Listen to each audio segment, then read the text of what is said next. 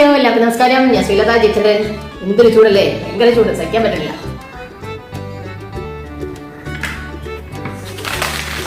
ഇന്നെന്താണെന്നറിയാമോ, ഒരു അൺബോക്സിംഗ് ആണ്.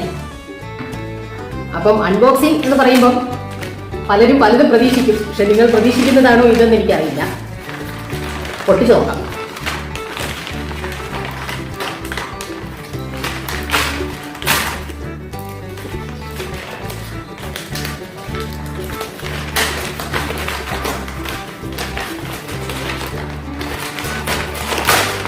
ഭയങ്കര പാക്കിംഗ് ആണല്ലോ.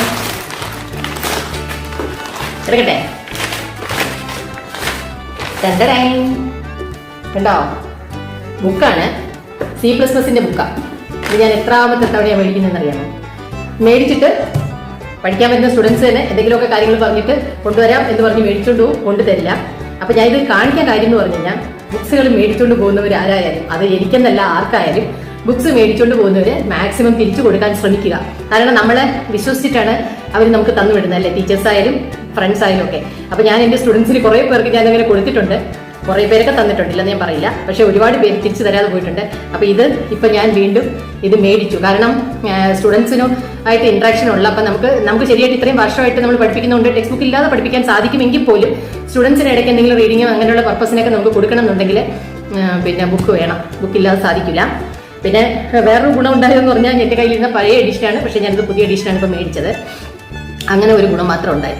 പക്ഷെ വലിയ വ്യത്യാസം ഞങ്ങളെ സംബന്ധിച്ച് ഞങ്ങൾക്കത് ഫീൽ ചെയ്യില്ല. കാരണം വർഷങ്ങളായിട്ട് ഇത് എടുത്തുകൊണ്ടിരിക്കുന്നത് കൊണ്ട് ചെറിയ ചെറിയ ചേഞ്ചസ് ഒക്കെ നമ്മൾ അപ്പം തന്നെ ആ അപ്ഡേഷൻ നമുക്ക് കിട്ടുന്നുണ്ട്. അതുകൊണ്ട് നമുക്കത് ഇഷ്യൂ അല്ല.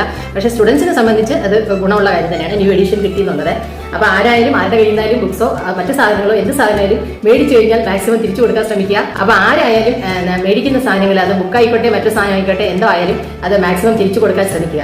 അല്ലെ, നമ്മളെ വിശ്വസിച്ച് തരുന്ന ആ വിശ്വാസം നമ്മൾ ഇല്ലാതാക്കരുത്. അപ്പൊ ഞാൻ നേരത്തെ വേറൊരു വീഡിയോയിൽ പറഞ്ഞിട്ടുണ്ട്, നമ്മളിപ്പോൾ ഓൺലൈൻ ക്ലാസ്സും അതുപോലെ ഓഫ്ലൈൻ ക്ലാസ് എടുക്കുന്നുണ്ട്. ഓൺലൈനായിട്ട് ലൈവ് ക്ലാസ് ആണ്. പിന്നെ അപ്പോൾ ടൈമൊക്കെ നമുക്ക് കൺവീനിയൻ്റ് ആയിട്ടുള്ള ടൈം ഫിക്സ് ചെയ്തിട്ട് നമുക്ക് പ്രോഗ്രാമിങ്ങിൻ്റെ ക്ലാസ് ഞാൻ ചെയ്യുന്നുണ്ട്.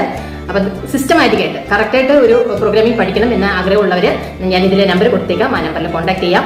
ഓക്കെ. മറ്റൊരു കാര്യം ഞാൻ പറയാം, നമ്മൾ സ്ഥിരം പറയാറുള്ളതാണ്, നമ്മുടെ ചാനൽ സബ്സ്ക്രൈബ് ചെയ്തിട്ടില്ലെങ്കിൽ ഒന്ന് സബ്സ്ക്രൈബ് ചെയ്ത് സപ്പോർട്ട് ചെയ്യുക. അതുപോലെ ലൈക്ക് ചെയ്യാനും ഷെയർ ചെയ്യാനും മറന്നു വരുത്. പ്രോഗ്രാമിംഗ് പഠിക്കുന്ന എല്ലാവർക്കും ഷെയർ ചെയ്ത് കൊടുക്കുക. ഒരുപാട് ടിപ്സും കാര്യങ്ങളും, ലോജിക്ക് കറക്റ്റായിട്ട് എങ്ങനെയാണ് അത് കറക്റ്റായിട്ട് ആ ലോജിക്ക് കണ്ടുപിടിക്കുന്നതിനെ കുറിച്ചൊക്കെ നമ്മൾ വീഡിയോയിൽ എക്സ്പ്ലെയിൻ ചെയ്യുന്നുണ്ട്. അപ്പം അത് പ്രോഗ്രാമിംഗ് പഠിക്കുന്നവർക്ക് എന്തായാലും ഗുണം ഉണ്ടാവും. ഓക്കെ, നമുക്ക് പുതിയ വീഡിയോ ആയിട്ട് വരുന്നത്. ബൈ. വീണ്ടും വെള്ളം കുടിക്കുക.